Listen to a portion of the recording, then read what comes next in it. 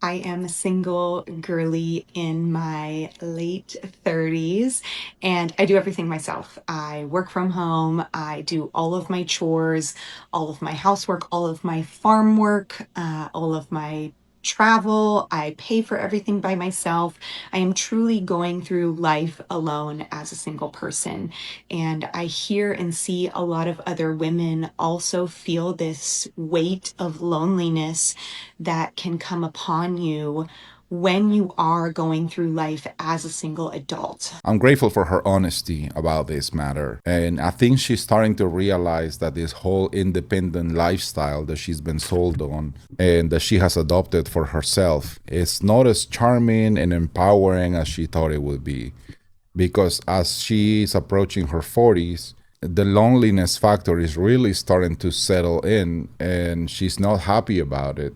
Despite of how self-sufficient she might feel, she's starting to realize that companionship, long-term commitment, and having a man around to protect you and look after you and have somebody that she can lean on, it's actually something important. But what I don't ever see or hear is men who are in a similar season of life. Do you feel this same way? Or are you maybe just a little bit too prideful to admit that you are lonely and that you would maybe want to enjoy life with a partner? Well, this is the thing, and a lot of women have a hard time understanding this. Plenty of men throughout the ages have just lived out their days alone. It's really nothing new for men to go through these situations. So it's not to say that guys don't get lonely. It's not to say that guys don't wish for companionship or to have a lady by their side. It's not that, but men have been alone for a long time. They just suck it up and move on with their lives, and I don't care how much this lady can do on her own. The reasons why she would need a guy in her life are not the same reasons, obviously, why a guy would want a lady in his life. It's just two completely different scenarios. I think women naturally have a desire to feel protected and looked after and to be taken care of in a protective way, in a provider way by a man. And so when men desire companionship, it's going to be for different reasons. And that's why this lady's having a hard time actually kind of understanding that, because she's trying to think of it from that perspective that men and women are equal, I think. I'd love to know if men also feel the same way. The girlies are always going to talk, but I don't ever hear the men talking about it. So, what do you all have to say?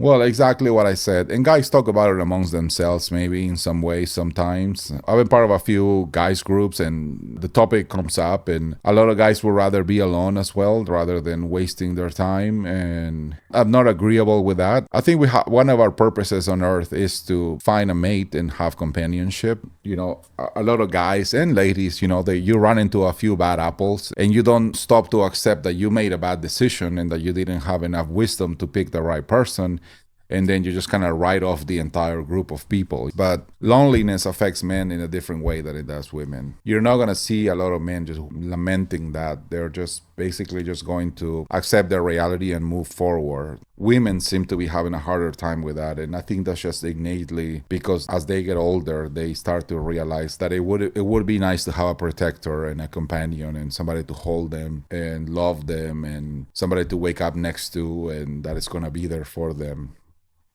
I mean, it's just is what it is. I think guys deal better with loneliness than women do, essentially, is what I'm saying.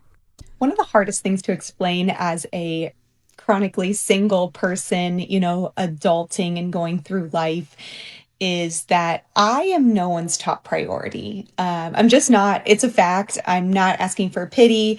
I'm not woe is me, but it is truly just a fact. Well, that's exactly kind of what I was saying, right? Women have this innate desire to be cherished and loved and to nurture something, right? So when you have these women that never were able to fulfill the mating aspect of their life and they never found a husband and they never had children and things like that, that's why you see them adopting dogs or taking on big projects or become social justice warrior type people, because they are still trying to seek out to nurture something, to baby something that is not there. That's why there's the common trope too of that if a single woman has a big dog, that's her husband, right? That's her protector. And if she has a little mini dog, then that's her baby. That's somebody that she wants to nurture and take care of. Unfortunately, none of those things are going to suffice to really fill the void of not having a husband and not having children. It's a very sad reality for a lot of them. And this lady is starting to really realize that, and it takes a lot of courage and strength to actually admit that. Most of them actually will just continue in denial and buy more cats, buy more dogs, and live out that lifestyle and pretend that everything's okay.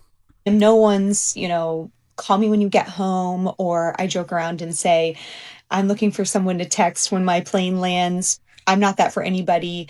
Or I just got some big news that I want to share. So I want to tell that top priority, the great news, where a lot of my friends are in marriages and partnerships where they have another top priority, but they are my top priority. So there's a little bit of a mismatch there, and I'm not discrediting any of my friendships or relationships.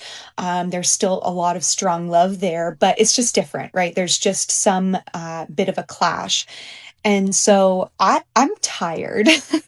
I'm tired of, trying. And I think a lot of us are almost grieving the potential of when we do meet someone new or someone new comes into our life and we see, a potential opportunity for someone to slide into that top priority spot. When it doesn't happen, we're left disappointed and we're almost grieving the potential of, the match that we're wanting or the top priority that we're looking for.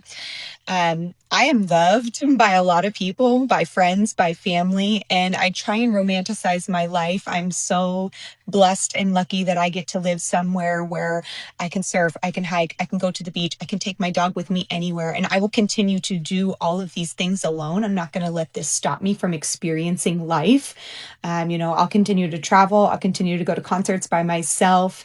But sometimes we just want our, friends to sit with us and to listen. And we don't want to hear, just work on yourself or love yourself more and they will come, or, wait till the timing's right. I'm tired. I've waited. And sometimes I just want someone to sit with me. And sometimes I just want a hug because nobody is at home. Sometimes I need a hug. Me and my wife say that sometimes to each other. It's just kind of a funny joke we got going on. But she's not wrong. She's absolutely right. Women want somebody to comfort them, all right?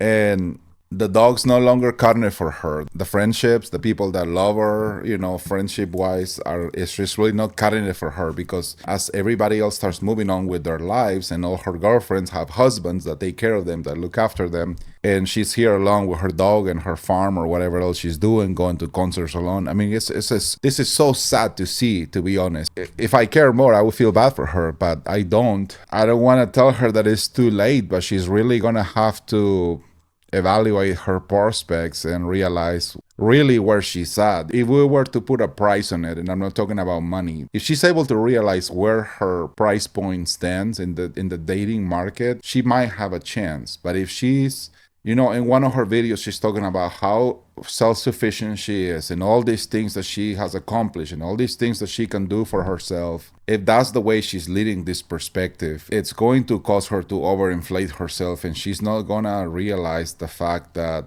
in this point in her life, it's not that she's lowering her standards, it's that she has to actually have a lot more self-awareness about where she stands and where she lands in the dating market and what she actually is qualified for, so that, again, and I don't mean money, but so that she can price herself right and find the right suitor if she wants to have any standing chance. Because if she's still waiting for Prince Charming, she's about to hit her 40s, and the chances only get smaller. To give me a hug. I want those of you in relationships or long-term partnerships to really sit and think for a second. What if I didn't have somebody at home to come home to every single day, or someone to give me a hug every single day? Because a lot of single people don't have that.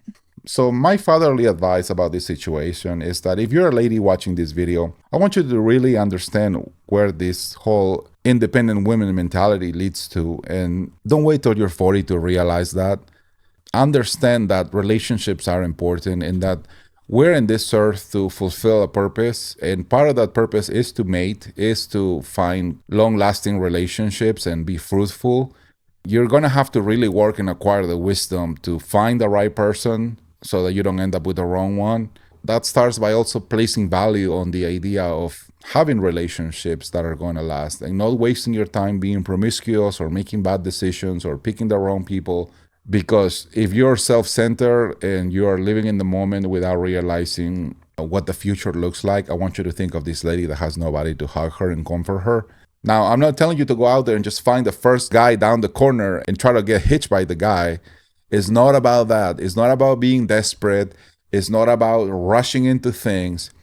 It's about playing your cards right and having enough discernment to know when somebody's going to be right for you, and how to position yourself in a way that's going to make you available for those people.